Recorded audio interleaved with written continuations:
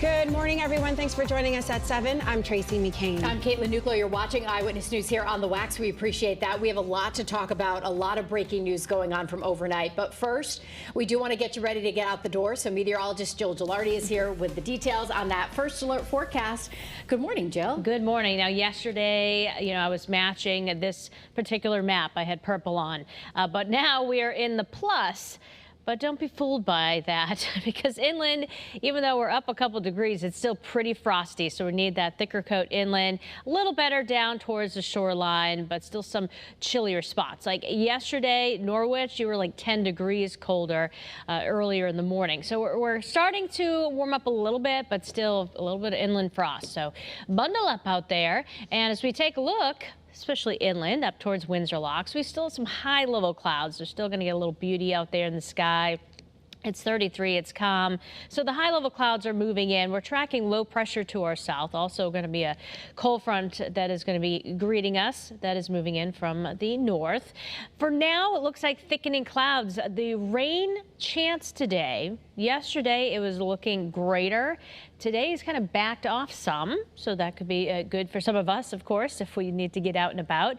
But temperatures today, despite the clouds, will climb into the upper 50s. So yeah, stay warm at the bus stop, but will be better later on. Now, there will be some showers, and especially this evening, we'll be pinpointing those for you.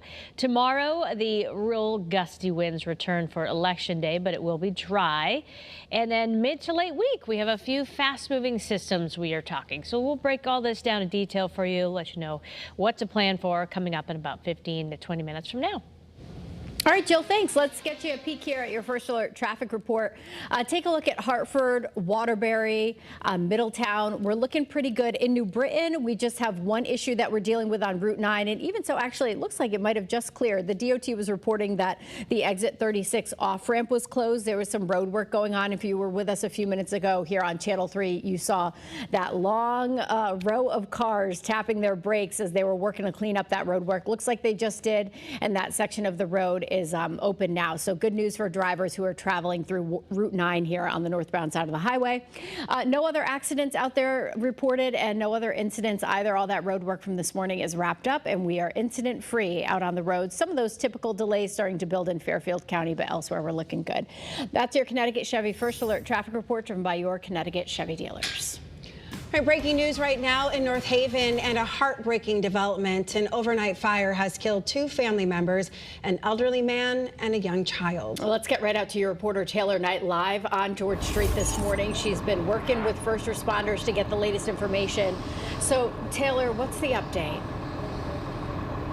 Well, fire crews have been here on George Street for the last 6.5 hours. The North Haven Fire Department is here, as well as the State Fire Marshal's office. They are taking a lot of pictures so far this morning. They've been going in and out of the house all morning long. The fire chief tells us that firefighters were first called here by several neighbors right around 12:30 this morning. The chief says that when they first arrived, they found an elderly man that was dead inside of the home. Then they kept searching, and they found an 8-year-old boy still inside. They brought him out through a second-story window. He was rushed to the hospital, but sadly, the chief says he did not make it. 2 women just came by here. They didn't want to speak on camera, but they did tell us that they are close family friends with the family that lived in this house. She told me through tears that they were all together yesterday and called that little boy a beautiful child. 4 other people were also home when this fire started earlier this morning. Those 4 were able to make it out and are with family now. The fire chief says that they will now be spending the next few hours here investigating a cause. George Street does connect Washington Avenue to Pool Road and is closed during the remainder of this investigation. Your reporter live in North Haven, Taylor Knight, Channel 3 Eyewitness News. Also breaking this morning, a string of ATM robberies at gas stations in at least 3 different towns. We're still working to find out if they're connected. Yeah, as we work to learn more here, your reporter Anna Stansfield is live from one of those gas stations in South Windsor this morning. And Anna, there's a lot of damage there. Yeah, Tracy, Caitlin, good morning. That's right. A lot of damage left behind here. Let's bring you a little closer to a good look at some of the damage. This door here, this is the front door, now completely shattered. It was ripped off of the hinges and now is just sitting on the side of this gas station, which is also home to a popular lunch and breakfast spot, Cameron's Deli. Now, we did speak with the owner, who's just in shock right now. Didn't want to do an interview, but did show us some exclusive security camera footage that we want to show you right now of when this all happened. Early this morning, a dark green Volvo pulls into the parking lot. At least 3 people dressed in all black with their hoods on and faces covered get out of the car with crowbars in hand. They first tried to break the door open by hand, but couldn't. That's when they tried tying the door to their car. The first time, they couldn't get it, so they tried again. This time, ripping the door off its hinges, it goes flying into the parking lot. After that is when the owner tells us they stole the ATM and drove off. It's very sad to see it happening. I didn't really think like I would ever have to go through something like this. Now, we do know similar smash and grabs also happened at other gas stations across our state, like one in Farmington. That's the video you're looking at, the damage left behind there. Right now, we're working to find out if these all were related. As we work to learn more, of course, we're going to bring you the very latest details here, both on air and online. We do know that they have reached out to police here at this Exxon gas station, and they're working hard to find out who did this here this morning. I'm your reporter in South Windsor, Anna Stansfield, Channel 3 Eyewitness News. Anna, thank you. Right now, an update to breaking news from overnight in Hartford. A fire forced 8 people, including 3 children, out of their home on Putnam Street in the middle of the night. The fire chief says the fire broke out just after 1 this morning. No one was hurt. Our crew saw emergency responders still on the scene a few hours after it started. Investigators are now looking into what happened. Well, this morning, a reminder to make sure you plan to go vote tomorrow if you didn't cast your ballot already during early voting. Here in our state, races for mayor, council, and school board are being contested in many cities and towns. And of course, those results could impact your tax bills, your roads, your schools. Polls open tomorrow at 6 a.m. and they close at 8. And Channel 3 will have full coverage all day tomorrow. You can join us live for our election night special starting at 8 o'clock on the Wax and streaming on WFSB+. We'll have the results from the biggest races from all across our state.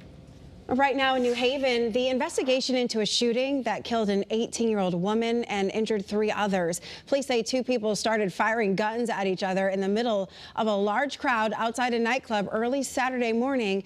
Witnesses described a chaotic scene as the shots rang out and people started to run for cover.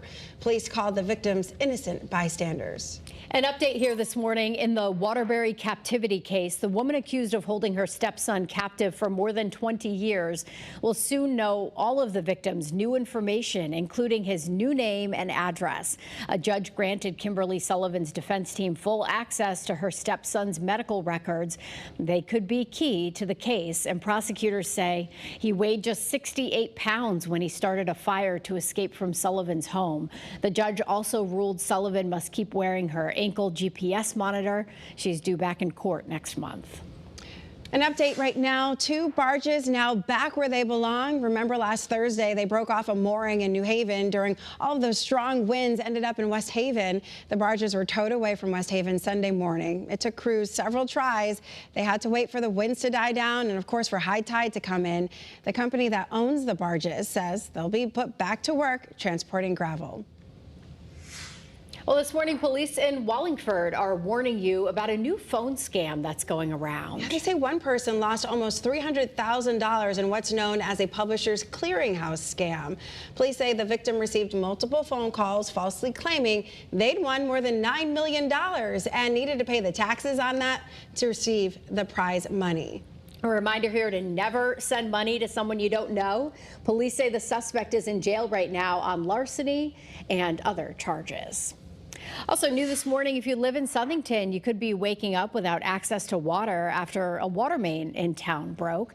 This happened right near the intersection of Aircraft Road and Newell Street. People living on the west end of Aircraft Road lost their water, and crews are working to fix the issue right now. Of course, we'll update you once we learn more. Well, tonight, state regulators want to hear from customers using Hazardville Water Company. It's about a proposal that would end up making your water bills more expensive. The company, which serves Enfield, Summers, and East Windsor, wants to raise rates by 72%, costing the average customer an average $22 a month. Tonight's hearing starts at 5:30. It's at the John F. Kennedy Middle School in Enfield. Happening today, state police and transportation officials reminding all of us to slow down and move over while driving through a construction zone. You're required to do so. It's state law. But officials say there have been multiple crashes involving construction workers and police this year. So they're hoping the reminder will help keep everyone safe.